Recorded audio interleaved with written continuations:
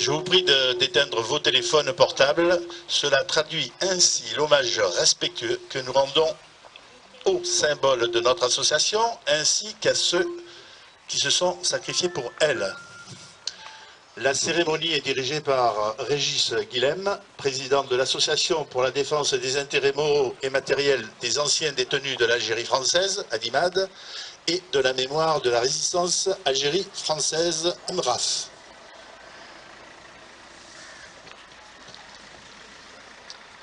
Mesdames, Messieurs, bonjour. En préambule, je vais vous donner, puisque je pense que pas mal de gens parmi vous doivent s'interroger sur l'absence de Jean-François Collin. Jean-François Collin a eu, hélas, un problème de santé, en l'occurrence un AVC, qui a quelque peu perturbé évidemment ses facultés. Et j'ai donc été désigné par le comité directeur et le bureau de l'ADIMAD de MRAF pour succéder à cette lourde tâche. Donc je vais tâcher de m'y employer le mieux possible, avec votre aide, parce que sans votre aide, on ne peut réussir à rien, en évoquant l'avenir qui n'est pas des plus brillants, compte tenu de la situation qui se passe au niveau international, en Europe, en France particulièrement. Aujourd'hui, nous allons rendre hommage à la tuerie de la rue d'Isly, mais avant de rendre hommage à la tuerie de la rue d'Isly, il faut voir le contexte dans lequel et pour lequel cette tuerie a eu lieu. Le mois de mars 1962 a été un mois clé au niveau de l'Algérie, puisque tout ce qui s'est passé au cours du mois de mars 1962 est le reflet de ce qui s'est passé pendant 8 ans. Les assassinats, les enlèvements, des massacres. On pourrait dire que finalement le mois de mars 1962 a été la sonnerie le glas de l'Algérie française. Pour relater un petit peu ce qui s'est passé au mois de mars 1962, je vais revenir sur quelques événements frappants et choquants qui finalement ont conduit ensuite aux événements de Bab el-Oued et à la rue d'Isly. Le 1er mars 1962, un massacre indescriptible se produit. Il se produit au stade de Merzet Kébir, qui est à côté d'Oran. Une foule déchaînée rentre dans le stade. Madame Ortega, la jeune femme qui est gardienne du stade, est là avec ses 2 enfants. Sylvette qui a 5 ans, Didier qui a 4 ans. La foule pénètre. Madame Ortega tente de protéger son petit de 4 ans. Elle est massacrée à coups de hache. Le petit de 4 ans est fracassé contre un mur. Voilà. On pourrait croire que le méfait s'arrête là. Ils vont pour partir, la petite Sylvette revient. Elle était allée cueillir des fleurs. Elle avait un bouquet de fleurs à la main. Un des barbares se retourne, il la massacre de la même manière. Lorsqu'on vient et on s'aperçoit du délit, la petite Sylvette, qui est complètement recroquevillée, tient en ses mains un bouquet. Voilà donc le départ du mois de mars 1962. Alors je cite ce massacre, pourquoi? Parce que c'est quand même un massacre qui perturbe les esprits et qu'on ne peut oublier. Le 2 mars 1962, c'est un jeune Algérois de 19 ans qui ramasse une rafale de PM MAT 49 dans le dos alors qu'il était en train de coller une affiche. Le 3 mars, ce sont 2 jeunes du ruisseau qui sont enlevés. Pendant 8 jours, on va les torturer. À l'un, on lui crève les yeux, à l'autre, on lui tape tellement sur la tête qu'il ne voit plus. L'un verra, mais ne parlera pas. L'autre parlera, mais ne verra pas. Et ainsi s'enchaînent, tout au cours de ce mois de mars, ce genre d'événements, les enlèvements, les massacres. Le 18 mars 1962, l'armée retrouve 2 jeunes d'Alger, un de 18 ans, l'autre de 14 ans. Ils ont été enlevés à Ténès en janvier 1962. Ils ont été massacrés on les trouve éventrés et maculés. L'armée refusera de donner les enfants à leurs parents, ils n'ont même pas eu droit à des obsèques décentes. Et on arrive à cette date du 18 mars 1962, en fin de soirée sont signés des pseudo-accords entre un gouvernement français, puisque même si c'était De Gaulle, c'est tout de même un gouvernement français, et des terroristes qui signent un cessez-le-feu. Or, c'est à partir de ce moment-là qu'on se rend compte et que se sont produits en Algérie les plus grands massacres. Dès le 20 mars 1962, on a désarmé les harkis à Saint-Denis-du-Sigue, une petite commune à côté d'Oran.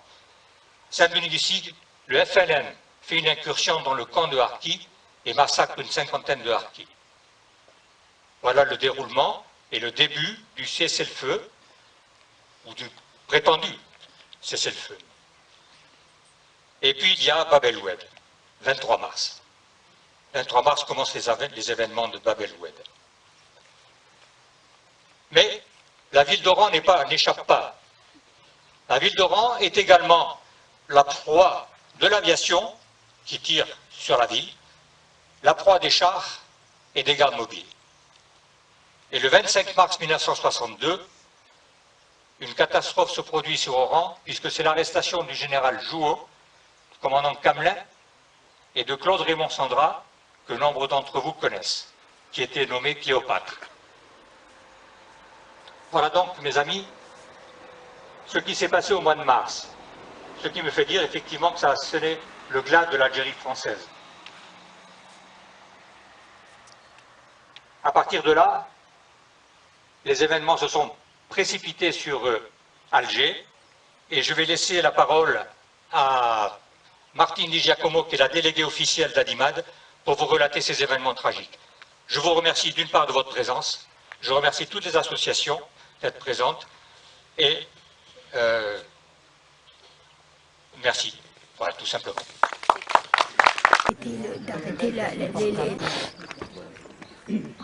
Qu'est-ce qu'il va dire encore? Lui, le prendre avec lui. Merci, camarades. Mesdames, Messieurs, mes chers compatriotes, merci d'être aussi nombreux. Je ne vais pas relater l'événement du 26 mars. Il a déjà été partiellement relaté par le père Garcia. Il le sera également par Roger Lancry.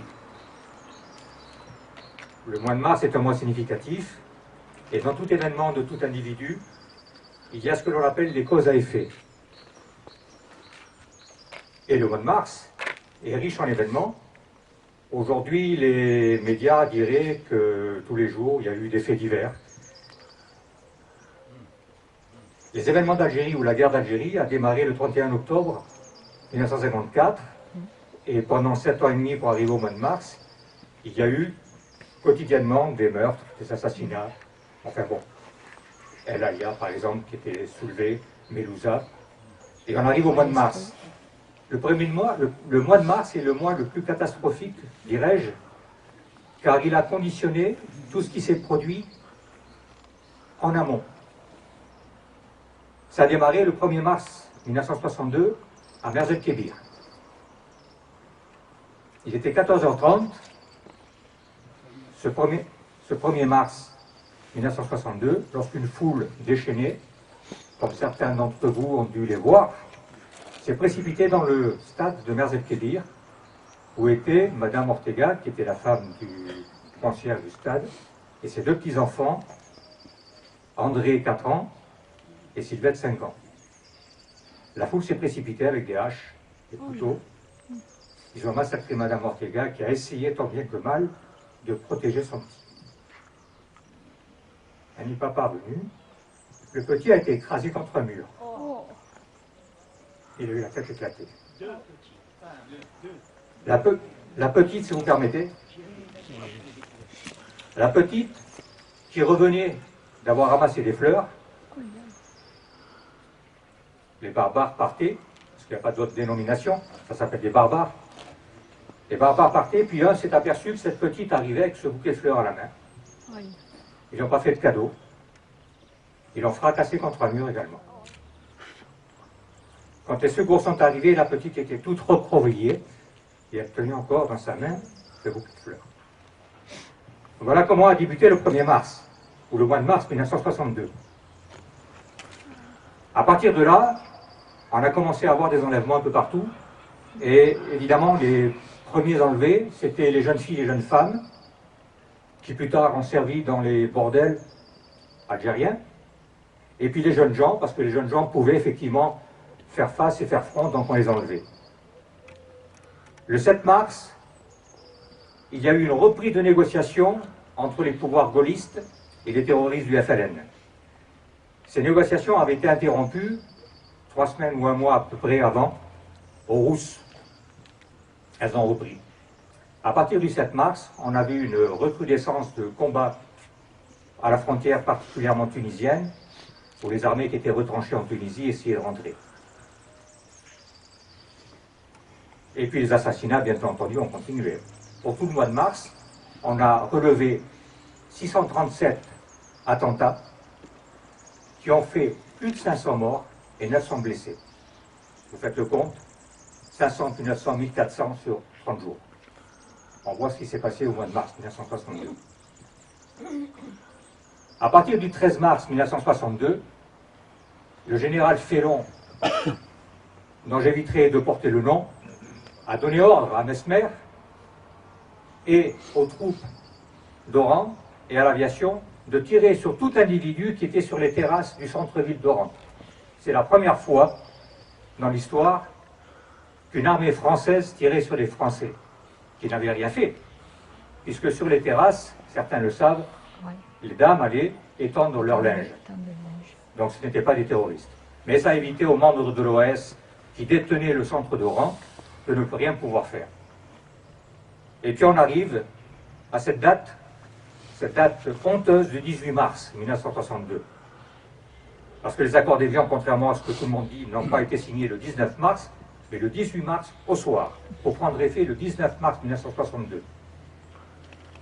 C'est la première fois dans l'histoire, mesdames et messieurs, mes chers compatriotes, où on voit une nation dont l'armée a vaincu sur le terrain, qui va faire cadeau, je dis bien qui va faire cadeau, ses plus beaux territoires à une bande de terroristes.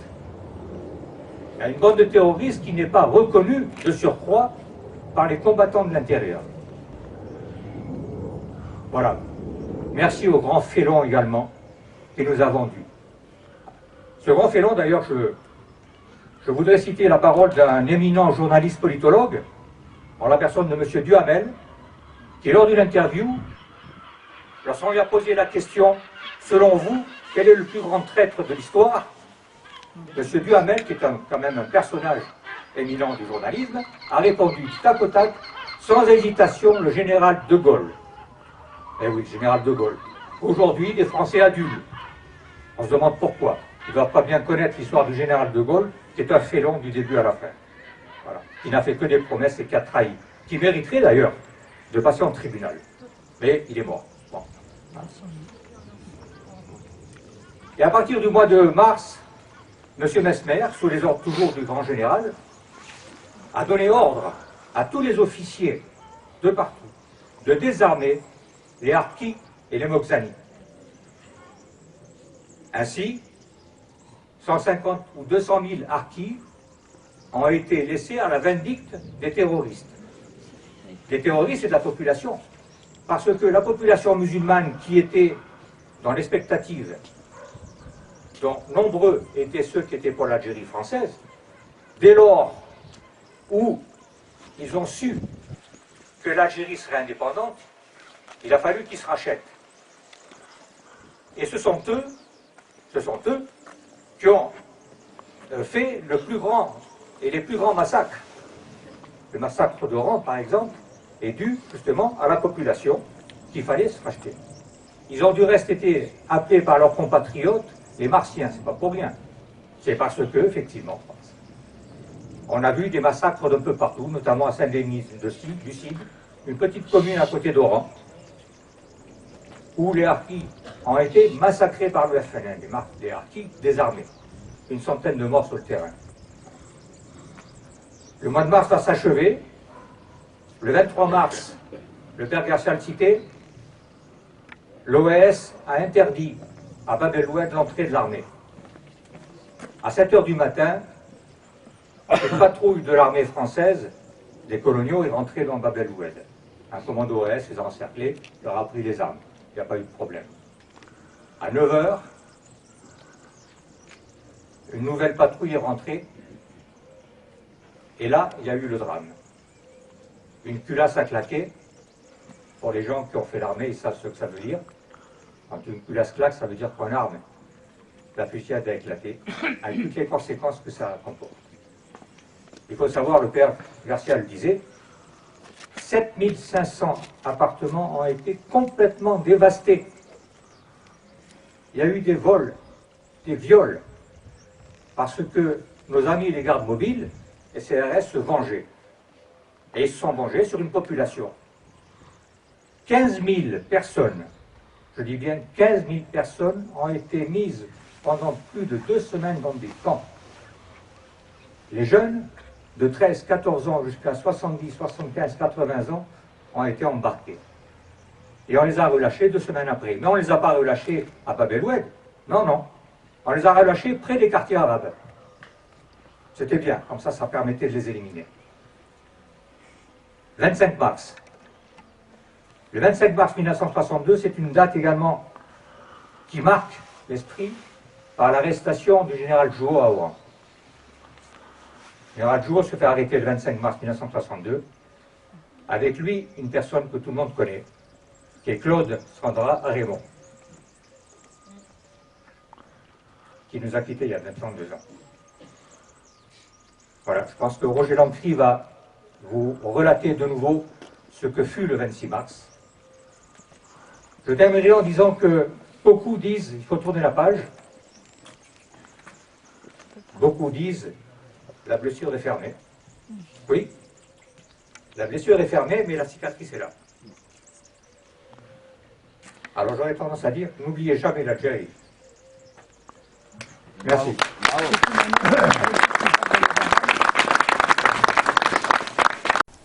Parce que la cérémonie d'aujourd'hui est une cérémonie un peu particulière, puisque nous allons rendre hommage au lieutenant-colonel Bastien Thierry, qui, dois-je vous le rappeler, a été purement et simplement assassiné.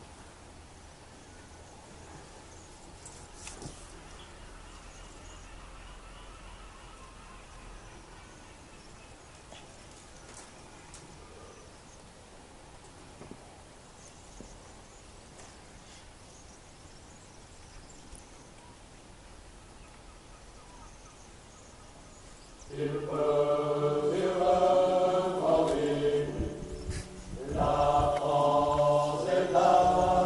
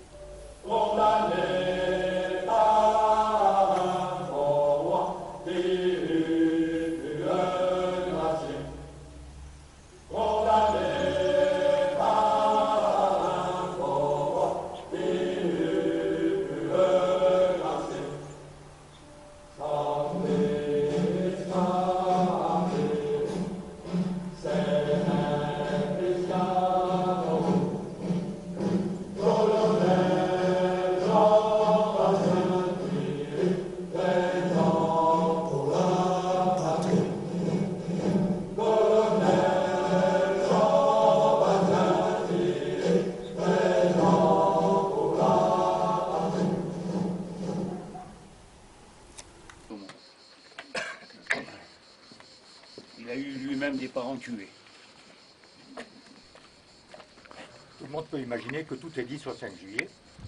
En réalité, ce qui est dit par les différents intervenants, ça représente 10% de la réalité des faits. Ça, il faut bien le savoir. La principale responsabilité, bien entendu, c'est inutile de le rappeler, c'est notre sinistre de Gaulle, que tout le monde adule, et qui déjà s'est singularisé en 14-18, s'est singularisé pendant la guerre d'Indochine, et puis a poursuivi, bien entendu, le 26 mars et le 5 juillet. Ce qu'on retient, c'est qu'il y avait 18 000 soldats, effectivement, 10 régiments, pas moins que ça, plus 8 bataillons. 12 000 étaient à Oran. Personne n'est intervenu, tout le monde le sait. Hormis Rabat Khedif, qui a pris des risques, qui était allé libérer des Européens, au péril de sa vie, puisqu'il a été lui-même pris à partie, et ce sont ses soldats qui l'ont libéré. Quelques commandos marines également se sont singularisés, notamment en délivrant des employés de la DCAN qui étaient au port. La photo que vous voyez là, c'est mon oncle.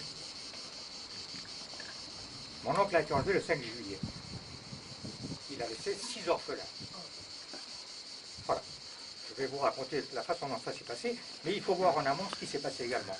Il faut savoir qu'à 10h30, 11h, un radio-amateur a lancé un appel d'urgence en indiquant la chose suivante: intervenez rapidement, les Européens sont massacrés à Oran, il faut que l'armée française intervienne. Ben, c'est resté le mur de silence. Comme le rappelaient Jean-Pierre et Roger, il faut savoir qu'à partir du 1er juillet où l'indépendance a été déclarée, effectivement, les Arabes du Bled sont arrivés par centaines, et on a échappé à des massacres, puisque ces gens-là passaient, pour ceux qui connaissent, prenaient la route de la Sénia qui longeait l'aéroport d'Oran, et sur le terrain vague, des centaines et des centaines de personnes étaient là, attendaient le moment de pouvoir pénétrer à l'intérieur de l'aéroport pour se sauver. Ils ont eu de la chance. Et là, on a vu la foule, avec les femmes hystériques, comme le citait le père.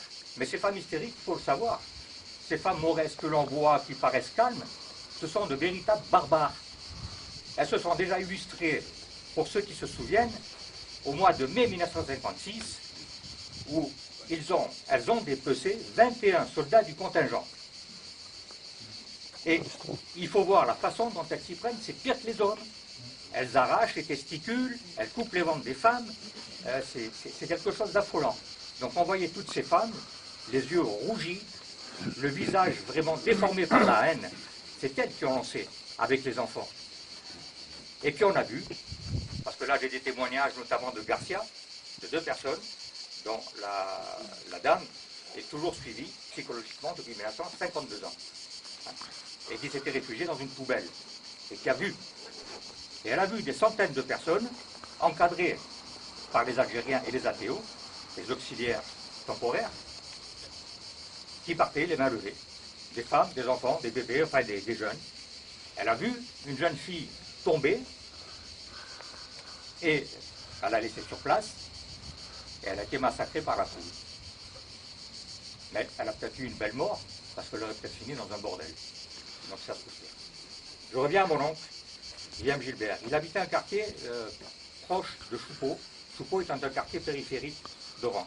Mais avant toute chose, il faut savoir quand même que l'émeute n'est pas venue que du village nègre. Parce que dans tous les quartiers arabes, Lamur, la Cité Petite, Médionie, partout, depuis la veille, on sentait qu'il y avait un mouvement et on sentait qu'il allait se passer quelque chose. Parce qu'on le sent bien, quand on commence à entendre des you-you, quand on commence à voir les gens, on sait ce qui va se passer. Pour les gens qui ont connu la guerre d'Algérie, ils savent très bien que ce sont des préludes au massacre. Donc Gilbert, c'est son prénom, était en permission, il était gendarme. Il est allé à Choupeau, où résident ses parents, mes grands-parents, pour acheter du pain. Il est parti vers 10h30. À midi, ma tante ne l'a pas vu arriver. Midi et demi, toujours personne. Elle est sortie, et au moment où elle sortait, elle a vu arriver la foule. Et elle a entendu des cris, des you-you. Et elle a vu les gens fracasser les portes, fracasser les fenêtres. Elle est retournée immédiatement chez elle. Elle s'est couchée sous le lit avec ses 6 enfants. La plus âgée avait 11 ans, la plus jeune 6 mois. Et ils ont échappé à la mort. Ils ont échappé à la mort parce que les Arabes qui sont rentrés, qui étaient armés, ont mitraillé de partout. C'était la joie. Et donc ils ont échappé à la mort. Elle est donc rentrée en France, pas comme certains avec un cercueil, mais avec une idée, qui est devenue son mari. Et pendant le reste de sa vie, tout comme le pensent mes cousines que j'ai récemment, elle se demande comment a disparu le père. Est-ce qu'il a été pendu à un crochet de boucherie au village nègre? Est-ce qu'il a été éventré? Est-ce qu'il a été vidé de son sang? Est-ce qu'on l'a enterré sous de la chaux vive? Est-ce qu'il a fini dans une mine? Voilà l'interrogation. Mais pire que ça, il a fallu qu'elle se batte 4 ans pour qu'on le reconnaisse que son mari avait été enlevé. Voilà, c'est la question que tout le monde se pose. Et c'est la dure réflexion de se dire comment est-il mort. Je vous remercie. Je vous remercie, M. Guillaume. Ils ont des droits inaliénables. Ça, on ne peut pas l'effacer. Je voudrais dire un mot sur la présence, ou la non-présence tout au moins de nos compatriotes. C'est quelque chose que je ne peux pas supporter. C'est peut-être pas le but de cette cérémonie, mais je vais quand même le dire. Et vous pourrez d'ailleurs le dire à vos amis, peu importe. Nous avons des associations tout autour du ventre. Nous avons des associations et des gens d'associations qui sont capables de faire 1200 km pour aller danser, pour aller se goinfrer. Et malheureusement, nous avons très peu de gens qui sont capables, au cours d'une année, à prendre 5 petites heures pour venir honorer nos morts. C'est insupportable. Voilà, je suis désolé si ça ne correspondait pas tout à fait à la cérémonie, mais bon, on ne peut pas rester inactif et silencieux face à cet état de fait. Si on prend la seule ville de hier, recensé 2200 Français d'Algérie. Je dis bien Français d'Algérie. Hein, 2200. Vous êtes la représentation, heureusement. Vous en êtes la bonne représentation. Et c'est scandaleux, y compris au niveau des certains présidents d'associations qui n'amènent pas leur foule, leurs adhérents pour venir à ce genre de cérémonie. Alors certes, certains diront que ce sont des cérémonies un petit peu politiquement incorrectes. Par le fait, effectivement, que ça touche globalement des hommes et des femmes qui, eux, se sont levés, ont eu le courage de se lever, de prendre les armes pour défendre leur terre. Aujourd'hui, on les a oubliés. Voilà. On a même oublié que dans ce pays qui est devenu étranger de l'Algérie, on a oublié qu'on ne peut plus aller se recueillir sur les tombes de nos ancêtres. Parce que soit elles ont été dévastées, soit elles n'existent plus. Alors ne parlons pas de nostalgie, parlons de mémoire. Le destin, effectivement, de tout homme est de mourir un jour. Nos aïeux qui défrichèrent et mirent en valeur notre Algérie, aujourd'hui dans un état de décrépitude avancée, sont morts frappés par les maladies, assassinés déjà à l'époque par des brigands, puis par les multiples attentats perpétrés par des terroristes dont les descendants sont aujourd'hui sur notre sol. Il ne faut surtout pas l'oublier, car ce sont les descendants des terroristes d'hier qui sont là aujourd'hui en France. D'autres, comme c'est le cas de nos 150 camarades tombés au champ d'honneur, pour un idéal, pour l'honneur, pour ce drapeau tricolore, aujourd'hui bafoué, et qui continuera du reste à être bafoué, puisque les pouvoirs politiques semblent l'apprécier. Dans tous les pays, sur tous les continents, à ces dates des 1er novembre, les hommes, les femmes, les enfants, les amis vont se recueillir sur les sépultures. Enfin, heureusement, nous avons dans les cimetières des monuments, des stèles qui nous permettent de nous recueillir tous ensemble. Quand je dis nous recueillir tous ensemble, c'est de songer à une chose qui, j'espère, va réveiller les associations demain. Je dis bien les associations, j'insiste là-dessus lourdement, parce qu'elles peuvent, si elles le souhaitent, faire quelque chose et faire en sorte que demain, nos cimetières soient remplis de gens qui viennent pour la mémoire. Nous avons 36 associations, pour dire 36, qui chacune a une certaine faculté. Il y a des gens qui viennent parce qu'ils se réunissent pour leur village.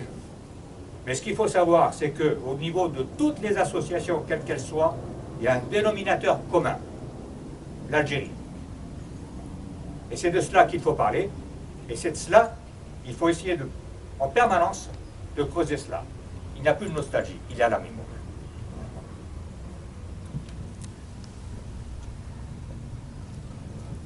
Ces monuments donc sont ouverts à tous. Quiconque veut venir se recueillir peut venir se recueillir. Il n'y a pas d'appartenance de quelque monument que ce soit à qui que ce soit. Nous-mêmes, au niveau d'Alimagne, nous avons des monuments que nous avons créés nous-mêmes, payés, mais ces stèles, nous n'en faisons pas notre priorité. Ces stèles sont ouvertes à toute personne qui vient se recueillir devant la stèle des 4 fusillés. Ce début novembre nous rappelle également la façon dont les événements se sont produits en Algérie. Je ferai juste un petit bémol pour essayer de rétablir une certaine vérité. Lorsque le 1er novembre 1954, le caïd Hadj Sadak et le jeune instituteur Guy Monroe ont été assassinés, immédiatement, tous les médias d'Algérie et de métropole se sont emparés de l'affaire et on a vu des gros placards partout. Guy Monroe, première victime de l'Algérie, etc., etc. Voilà, les politiques s'en sont emparés aussi. Je pense que le but recherché était simplement d'émouvoir une population métropolitaine, mais connaissant totalement l'Algérie, pour faire en sorte de mettre en valeur le fait que la France envoyait des gens en Algérie. Ce qui est vrai du reste. Mais, ce qui est extrêmement curieux, c'est qu'on a occulté complètement, 3 petits Français d'Algérie, 3 pieds noirs, disons, hein, voilà, de façon péjorative, 3 pieds noirs qui sont morts avant. Et dans ces 3 pieds noirs, un qui s'est singularisé, beaucoup plus que Guy Monroe ou Hadj Sadak. Le premier qui a été assassiné, ça a été Samuel Azoulay, à Oran, chauffeur de taxi, qui a été assassiné vers 20h, 20h30. Tout de suite, les médias ont dit « Ah, ben c'est un crime crapuleux ». Et puis ensuite, à Saint-Denis du Sig, il y a eu François Braun, un garde forestier, qui lui a été assassiné chez lui par un de ses ouvriers. Il y a surtout ce jeune de 22 ans. Ce jeune de 22 ans qui revenait de Mostaganem, qui habitait Picard, qui rentrait et qui, au cours de la route, a vu des gens courir, apeurés, qui lui ont dit « Nous sommes attaqués, la ferme est attaquée ». Ce jeune, Laurent François, a fait un détour pour aller à une gendarmerie qui se trouvait dans le village de Cassaigne. Ce que personne ne savait, c'est que ce jour même, il y avait eu une concertation d'attaque sur tout le territoire national. Et la gendarmerie de Cassaigne était également visée. Et la gendarmerie de Cassaigne était entourée par ceux qui allaient devenir les rebelles. L'arrivée de Laurent François a un peu perturbé leur action. Il a cogné à la gendarmerie. Les gendarmes ont été sourds, ou dormaient profondément, ils n'ont pas ouvert tout de suite. Il a déjoué l'attaque, mais c'est lui qui est mort. Voilà. En ce qui me concerne, je pense qu'il aurait eu droit également à une première page, parce que par son comportement, par son dévouement, il a sauvé les hommes et les femmes. Donc c'est peut-être un détail, bien que j'aime pas prononcer ce mot détail qui est souvent pris de manière péjorative, mais c'est un détail qui a toute son importance dans la mesure où si on est capable de masquer cette vérité, on peut, sur d'autres plans, masquer d'autres vérités. Du reste, c'est prouvé, puisque aujourd'hui encore, on ignore totalement ce qui s'est passé en Algérie et on déforme absolument tout ce qui se passe. Donc nous en sommes là. Et je reviens sur nos 4 fusillés. Nous avons 4 fusillés, nous avons eu 150 combattants morts. Comment peut-on les oublier? Comment les pieds noirs, je m'adresse surtout aux pieds noirs, comment ces pieds noirs peuvent-ils oublier ces gens-là qui ont pris les armes pour les défendre? En sachant que parmi ces gens qui ont pris les armes pour les défendre, il faut que vous le sachiez, mesdames et messieurs, il y avait un nombre innombrable de métropolitains, d'officiers métropolitains, qui n'ont pas osé et qui ont osé prendre les armes et se rebeller contre le pouvoir gaulliste. Ça, il faut le retenir. En ce qui me concerne au sein d'Adimad, je puis vous donner des chiffres. Nous avons au sein d'Adimad 40% de métropolitains. Des gens que je respecte profondément, parce que ce sont des officiers qui ont tout risqué pour l'honneur du drapeau et pour une terre sur laquelle ils n'avaient pas ni réfrigérateur, ni quoi que ce soit, mais pour l'honneur. Donc,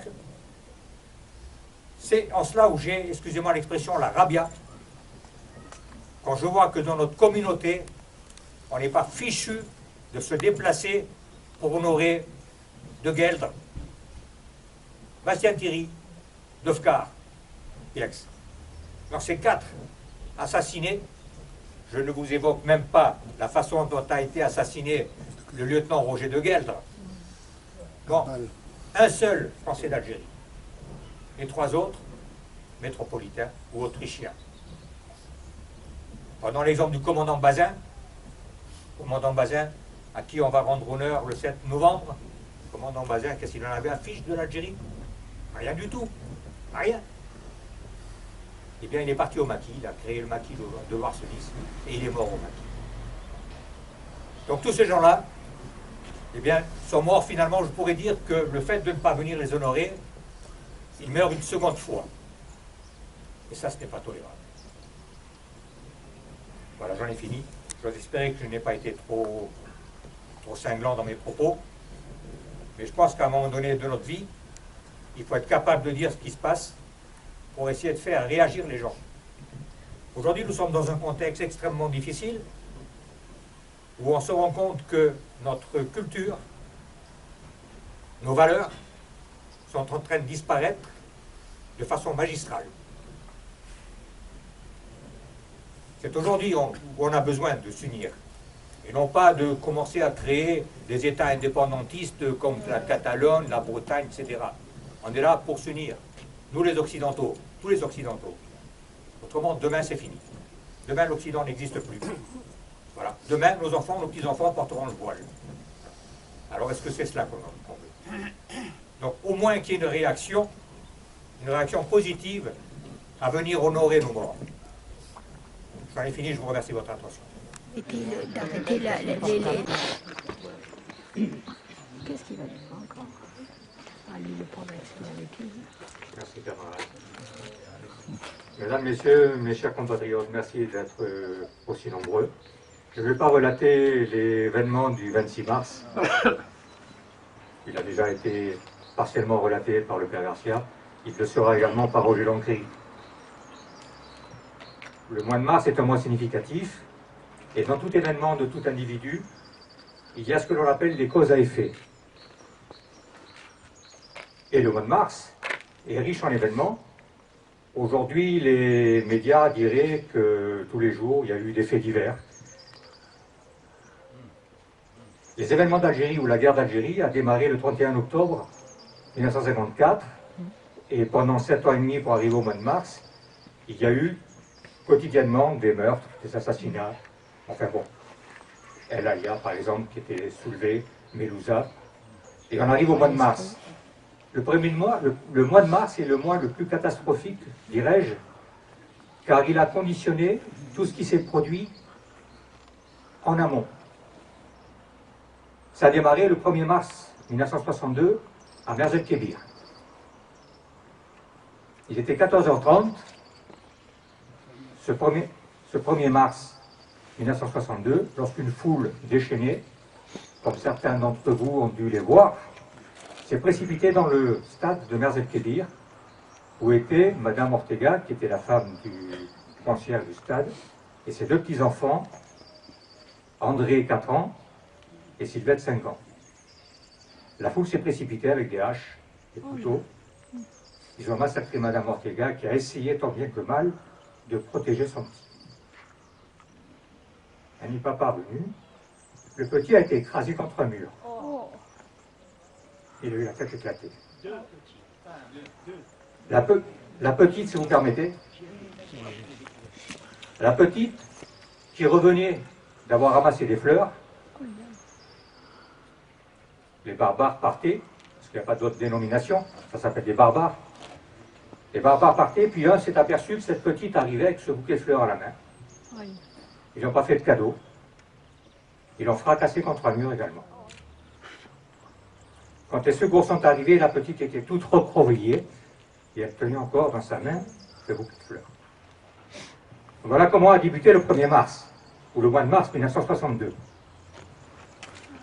À partir de là, on a commencé à avoir des enlèvements un peu partout, et évidemment, les premiers enlevés, c'était les jeunes filles et les jeunes femmes, qui plus tard ont servi dans les bordels algériens, et puis les jeunes gens, parce que les jeunes gens pouvaient effectivement faire face et faire front, donc on les enlevait.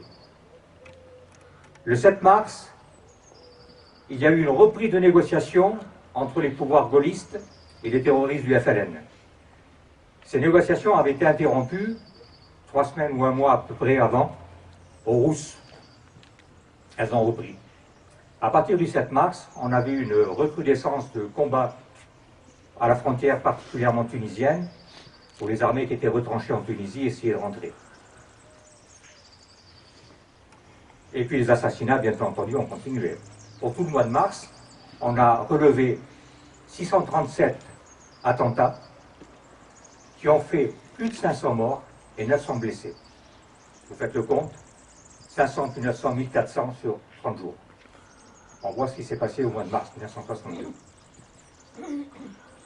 À partir du 13 mars 1962, le général Félon, dont j'éviterai de porter le nom, a donné ordre à Mesmer et aux troupes d'Oran et à l'aviation de tirer sur tout individu qui était sur les terrasses du centre-ville d'Oran.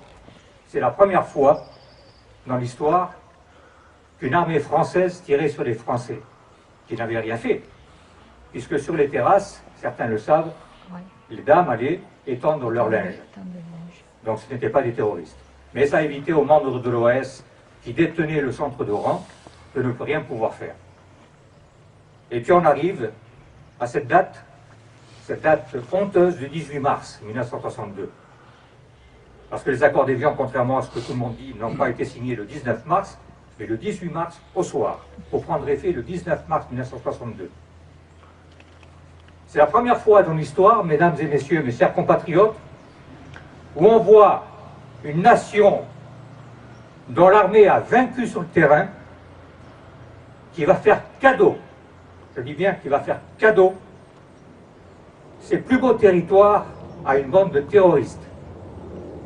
À une bande de terroristes qui n'est pas reconnue de surcroît par les combattants de l'intérieur. Voilà. Merci au grand Félon également, qui nous a vendus. Ce grand Félon, d'ailleurs, je voudrais citer la parole d'un éminent journaliste politologue, en la personne de M. Duhamel, qui, lors d'une interview, lorsqu'on lui a posé la question, selon vous, quel est le plus grand traître de l'histoire, M. Duhamel, qui est quand même un personnage éminent du journalisme, a répondu tac au tac, sans hésitation, le général de Gaulle. Eh oui, le général de Gaulle. Aujourd'hui, les Français adulent. On se demande pourquoi. Ils ne doivent pas bien connaître l'histoire du général de Gaulle, qui est un félon du début à la fin. Voilà. Il n'a fait que des promesses et qui a trahi. Qui mériterait d'ailleurs de passer en tribunal. Mais il est mort. Bon. Et à partir du mois de mars, M. Mesmer, sous les ordres toujours du grand général, a donné ordre à tous les officiers de partout de désarmer les harkis et les moghzani. Ainsi, 150 ou 200 000 harkis ont été laissés à la vindicte des terroristes. Des terroristes et de la population. Parce que la population musulmane qui était dans l'expectative, dont nombreux étaient ceux qui étaient pour l'Algérie française, dès lors où ils ont su que l'Algérie serait indépendante, il a fallu qu'ils se rachètent. Et ce sont eux qui ont fait le plus grand et les plus grands massacres. Le massacre d'Oran, par exemple, est dû justement à la population qu'il fallait se racheter. Ils ont du reste été appelés par leurs compatriotes les Martiens, c'est pas pour rien. C'est parce que, effectivement, on a vu des massacres d'un peu partout, notamment à Saint-Denis du Cid, une petite commune à côté d'Oran, où les harkis ont été massacrés par le FLN, les harkis désarmés. Une centaine de morts sur le terrain. Le mois de mars va s'achever. Le 23 mars, le père Garcia le citait, l'OAS a interdit à Bab el-Oued l'entrée de l'armée. À 7 h du matin, une patrouille de l'armée française, des coloniaux, est rentrée dans Bab el-Oued. Un commando OAS les a encerclés, leur a pris les armes. Il n'y a pas eu de problème. À 9 h, une nouvelle patrouille est rentrée, et là, il y a eu le drame. Une culasse a claqué. Pour les gens qui ont fait l'armée, ils savent ce que ça veut dire. Quand une culasse claque, ça veut dire qu'en arme, la fusillade a éclaté, avec toutes les conséquences que ça comporte. Il faut savoir, le père Garcia le disait, 7500 appartements ont été complètement dévastés. Il y a eu des vols, des viols, parce que nos amis les gardes mobiles, les CRS, se vengeaient. Et ils se sont vengés sur une population. 15 000 personnes, je dis bien 15 000 personnes, ont été mises pendant plus de 2 semaines dans des camps. Les jeunes, de 13, 14 ans jusqu'à 70, 75, 80 ans, ont été embarqués. Et on les a relâchés 2 semaines après. Mais on ne les a pas relâchés à Bab el-Oued. Non, non. On les a relâchés près des quartiers arabes. C'était bien, comme ça permettait de les éliminer. 25 mars. Le 25 mars 1962, c'est une date également qui marque l'esprit par l'arrestation du général Jouot à Oran. Le général Jouot se fait arrêter le 25 mars 1962. Avec lui, une personne que tout le monde connaît, qui est Claude Sandra Raymond, qui nous a quittés il y a 22 ans. Voilà, je pense que Roger Lancry va vous relater de nouveau ce que fut le 26 mars. Je terminerai en disant que beaucoup disent, il faut tourner la page, beaucoup disent, la blessure est fermée. Oui, la blessure est fermée, mais la cicatrice est là. Alors j'aurais tendance à dire, n'oubliez jamais l'Algérie. Merci. Bravo. Bravo.